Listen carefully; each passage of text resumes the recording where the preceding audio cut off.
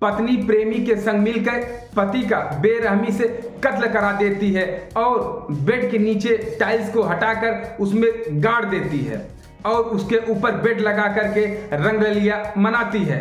उसके बाद घर वालों को पता लगता है, खोजने जाते हैं। आपको बताएंगे पूरी कहानी। मेरा नाम सत्यनारायण गुप्ता, आपको खबर बताएंगे विस्तार से। खबर है जौनपुर जिले के थाना बक्सा से, ग्राम सभा अभय चंद पट्टी से।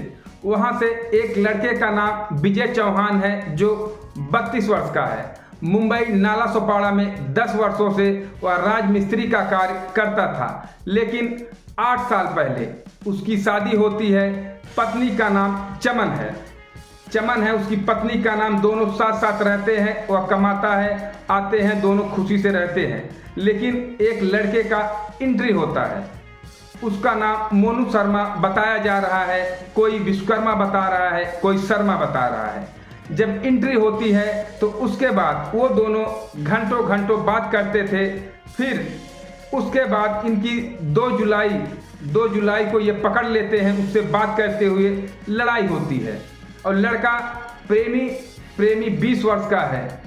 2 जुलाई को झगड़ा होने के बाद कुछ समय के बाद 1-2 दिन बाद उसका पता नहीं लगता पति का।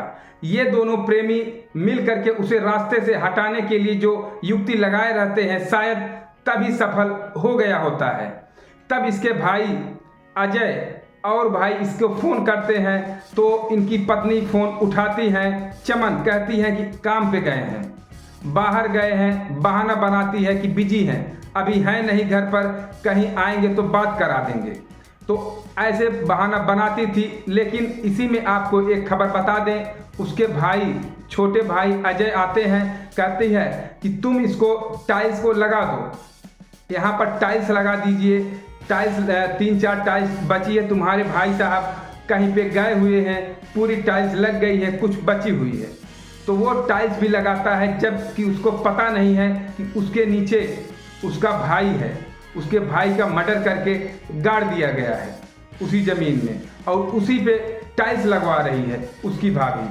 तो वो बहुत ही आराम से उस पर टाइल्स लगाता है, उसको क्या पता। लेकिन जब वह घर से निकलता है, बाहर जाता है, तो कोई बताता है कि तुम्हारी भाभी अभी और एक लड़का साथ में कहीं भाग गए हैं।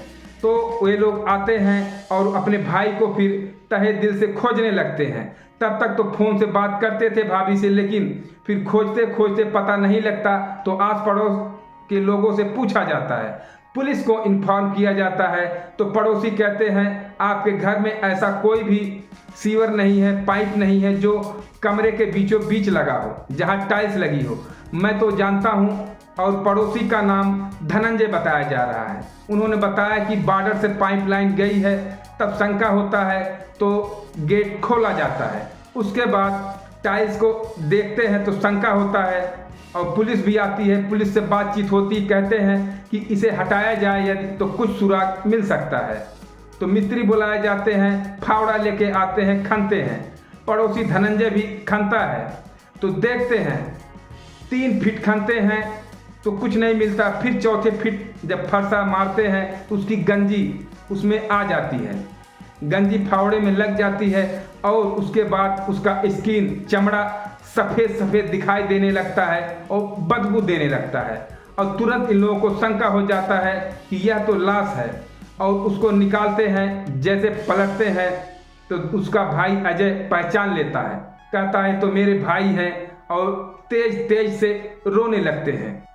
एक 6 वर्ष का बच्चा भी है और उनके छोटे भाई अजय बताते हैं कि यह 6 वर्ष का बेटा है और उसको भी ले करके ये प्रेमी के साथ फरार हो गई है, कहीं भी दिखाई नहीं दे रही है। और वो जो मोनू है पड़ोसी ही बताया जा रहा है।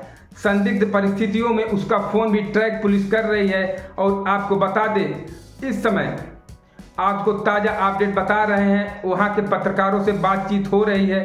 कह रहे हैं कि पुणे में दोनों लोग पकड़े गए हैं और वो लोग अब देखिए कब मुंबई लाए जाते हैं। लड़की के पिता कहते हैं मेरी बेटी बहुत ही गंदा काम की है, उसको जितना सजा हो सके कानून द्वारा उतना सजा मिलना चाहिए और वह बच के भागने ना पाए।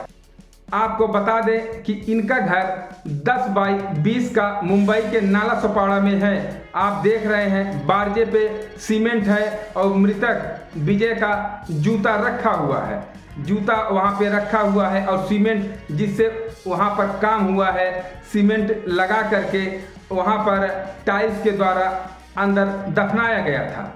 ये ऊपर जो बचा हुआ है मटेरियल रखा गया है बारजे पे। 10 बाई 20 के कमरे में ये लोग रहते थे, लेकिन हाल ये हुआ इश्क के चक्कर में पड़ोसी के साथ भाग गई लड़की, लेकिन एक बेटा भी लेके गई है। बहुत तकलीफ की बात यह है कि अब इनके ज़िंदगी क्या होगी और उस छोटे से मासूम बच्चे का क्या होगा। ऐसी तमाम घटनाएं आप पहले देख चुके हैं, चाहे मेरठ का मुस्कान का हत्याकांड हो, नीले ड्रम का, चाहे पत्नी द्वारा पति को मार दिया गया हो उसकी नौकरी लेने के लिए, चाहे आप देख रहे हैं ये वाला पति को मार करके दफन कर दिया गया। टाइल्स लगाकर प्रेमी के साथ गुलछर्रे उड़ा रही है। ऐसे लोगों के लिए आपकी क्या राय है कमेंट बॉक्स में ज़रूर बताएं। चैनल को लाइक सब्सक्राइब जरूर करें।